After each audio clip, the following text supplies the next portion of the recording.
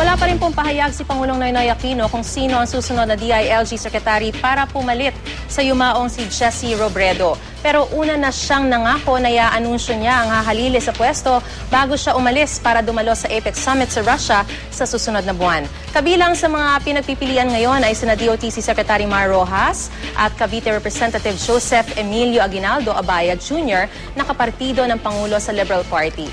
O sa kanila, matunog din ang pangalan ni Quezon Representative Erin Tanyada at Ifugao Representative Teddy Bagilat Jr. na inendorso raw ng grupong Kaya Natin na itinayo ni Robredo.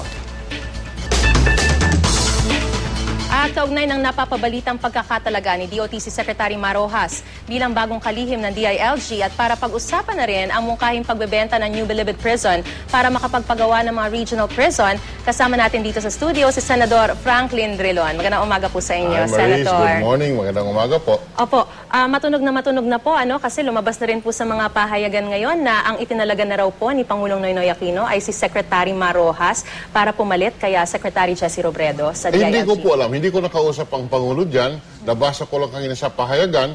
Mabuti siguro, hintayin na lang natin. Sinabi naman na i-announce bago siya umalis patungong APEC. At hintayin na lang natin. Pero kung sakali man... Ano po reaksyon niyo doon? Kung sakali man, si Mar is extremely qualified. Alam mong importante ngayon sa ating pamamahala ay tinatawag nating transparency. Yes. No? At lalo na sa PNP, lalo na sa DILG. Alam mo yun, noong nakikipagtrabaho ako kay Jess doon sa budget ng DILG at ng PNP, marami po kaming inilagay sa General Appropriations Act para sa financial management ng PNP at DILG. Ang transparency in their financial transactions dahilan po sa mga anomalya na ating narinig. Yung helicopter deal, yung mga katiwalian tungkol sa baril na narinig natin.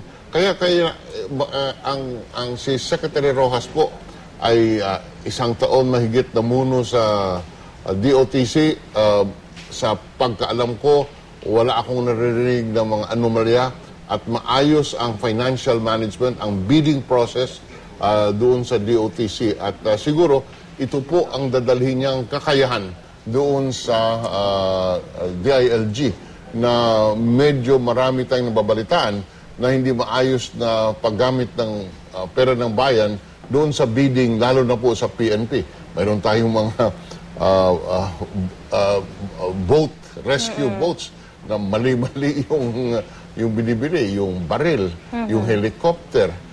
Lahat po ito ay isang dapat malinis na mamuno at marunong sa financial management. And in that sense, Secretary Rojas is extremely qualified for the position, assuming na totoo yung balita. Gaya nga po ng sinabi niyo, transparency and of course financial management are very important qualities. Pero sa DILG po kasi, bukod sa pamumuno sa mga local government units, of course, it also handles the PNP. Yung ibang sinasabi, kailangan may kakayahan din at kumbaga parang sanay din doon sa pamamalakad ng Philippine National Police. So, paano po ba dito? May sapat din po bang kakayahan si Secretary Mar Rojas kung sakasakali? Unang-una, yung may control ng PNP, hindi po yung secretary, kung hindi yung National Police Philippine Commission. National Police. Ang chairman nun, As yung the Secretary of DILG. So hindi po yung SILG, yung Secretary of Interior, ang siyang mag-control kung hindi sa pamamagitan ng NAPOLCOM. Yun po ang nalagay sa saligang batas.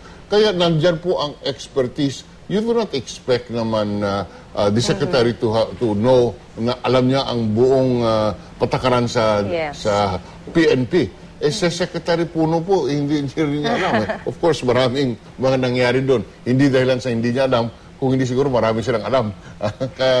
Okay. Senator, yung Liberal Party po ba, do they share the same reaction na katulad ng sinabi nyo na talagang nararapat si Secretary Mar Rojas? I would think so, yes. And that is an opinion shared by many of my colleagues in the party. Si Pangulong Noynoy Aquino po ba kumbaga humihingi rin ng abiso, nakikipag-usap sa buong partido bago siya pumili ng mga ilalagay niya o itatalaga niya sa mga post, especially DILG, which is a very important post or portfolio?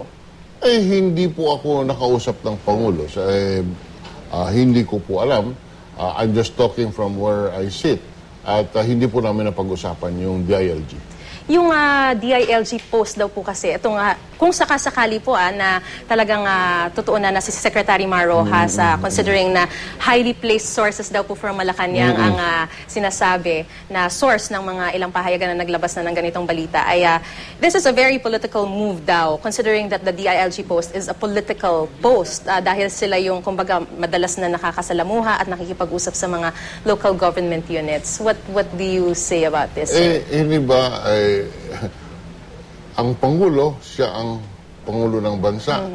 Hindi mo maiwasan ang politika. Ano naman ang masama doon kung yung kanyang kaalyado na may tiwala ang Pangulo, ang siyang kanyang ihihirang doon. Dapat na, huwag natin kalimutan na ang kabinete ay ang official family ng Pangulo. Ang Pangulo ang siyang halal ng bayan. Ang Pangulo ang siyang mananagot sa taong bayan. Yung kanyang mga siyempre dapat bigyan natin siya ng pagkakataon na may ihirang yung mga may tiwala naman siya.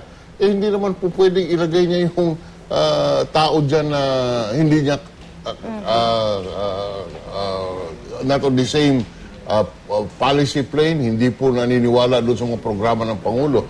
Sa akin po, yung politika kasama sa ating pamamahala, pamumuno, ang importante na kahit politiko ka, kung maayos ang inyong pamumuno. Hindi naman na dahil politiko ka, disqualified ka na.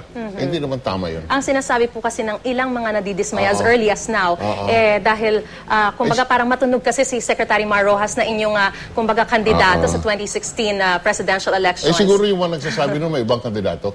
Kaya ayaw nila si Mar Rojas. But as far as you're concerned, he's very much qualified. Oh, of course, he's very much qualified. At dapat takbo niya na maayos yung DOTC. Hindi naman siya engineer. Hindi po ba? Ang importante, ang malinis na pamumuno at ang nakakaintindi ng kung paano patakbuhin ang isang ahensya, lalo na pagdating sa paggamit ng pera. At ngayon po, talagang matunog talaga yung sinasabing magpaka-Chessy Robredo o magpaka-Robredos. You firmly believe that Secretary Mar Rojas can really follow suit. Ano? Mukhang hindi ka believe kay Mar Rojas. Hindi, hindi, sir. Of course mukhang not. hindi kayo believe kay Mar Rojas. Of course, I'm just... Kalahating oras na tayo pinag-uusapan.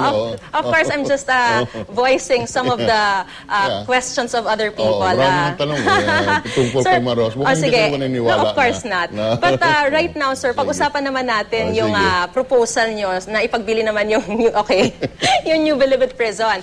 Sa tingin nyo po ba, magandang hakbang ito? Aba, alam mo, Maris, ang New Bilibid Prison, yung lupa doon, mga 300 hectares, ang value nun, according to the Department of Justice, ang $1 billion. Iyan siguro ang pinakamahal na kulungan sa Asia. Ang sinasabi, at overcrowded na yan. Ang sinasabi ko, bakit hindi natin gamitin yung mga ari-arian ng Bureau of Prisons? Halimbawa, may Leyte Regional Prison. Mayroong 800 hektarya doon. Bakit hindi natin i-regionalize ang prison system natin? Maglagay tayo, ayusin natin pala, ayusin natin yung Leyte Regional Prison System at lahat ng mga preso na galing sa Visayas, nandito ngayon, ilagay natin doon para sila po'y mabisita ng kanilang mga pamilya, and this is part of the rehabilitation of the prisoner, yung bibisitahin ka ng mga mahal mo sa buhay. Sa Mindanao, may Davao Penal Colony. Why don't we transfer and use that as a Mindanao regional prison system para po mailabas natin itong ating mga preso sa Muntinlupa, mailibre natin yung lupain at sa Muntinlupa, and we can have that area developed. Masyado pong valuable yung property na yan para pong gamitin for a non-productive activity na pwede naman nating i-regionalize at doon natin at makakatulong pa para makarehabilitate sa ating mga kababayang nasa loob ng kulungan. Pangalawa, yan po ay overcrowded ng Muntinlupa. Sa buong prison system natin, Muntinlupa, Iwahig, Leyte Provincial, Leyte Regional Prison System, yung Davao Penal Colony, mahigit po sa 37,000 ang ating mga kababayan, ang mga preso nandyan. Ang capacity niyan ay 17,000 lang eh. So talagang sobra-sobra, masikip na po. Kaya there is every sense in having regional prison houses in order to decongest our National Bilibid Penitentiary.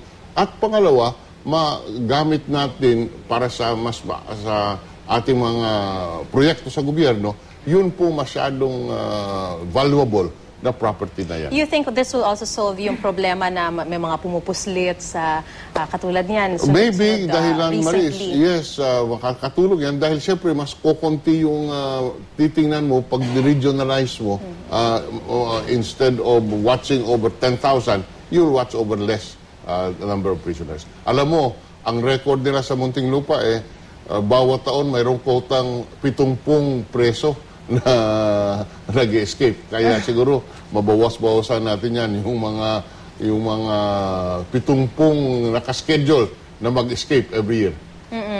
Isa pa pong issue, Senator, kasi lumalabas daw po sa budget hearing ng COMELEC na ang umano'y di otorisadong pagbili ng komisyon, yung commission on elections nga po, ng lupang nagkakahalaga ng 1 bilyong piso. What do you have to say? Alam mo, kahapon, nagkaroon kami ng hearing sa COMELEC budget at aming natuklasan na itong COMELEC mayroong 3.5 billion pesos na savings. 3.5 billion pesos. Hindi po milyon, bilyon. At ito, ang mahigit sa 2 bilyon ay gagamitin nila para pambili ng lupain at magtatayo ng building. At nakabili na nga po sila ng lupain, mahigit sa 1 bilyon at nagbayad na ng mahigit sa 250 bilyon. Ngayon, sa ilalim ng ating saligang batas, hindi mo pwedeng gastusin ang pera ng taong bayan kung walang specific appropriation. Ibig sabihin, Maris, hindi mo pwedeng gamitin ang inyong savings para ibili ng lupa at itayo ng building kung walang authorization through the General Appropriations Act ang Kongreso. Kasi sa ating sistema, ang Kongreso ang nag-a-appropriate.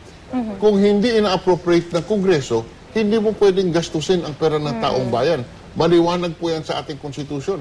Ang ginawa ng COMELEC, sila na ang naging Kongreso. Sila na ang nag-appropriate ng kanilang savings para ibili ng lupa ng 1 bilyon at magtatayo ng building without any authority from Congress.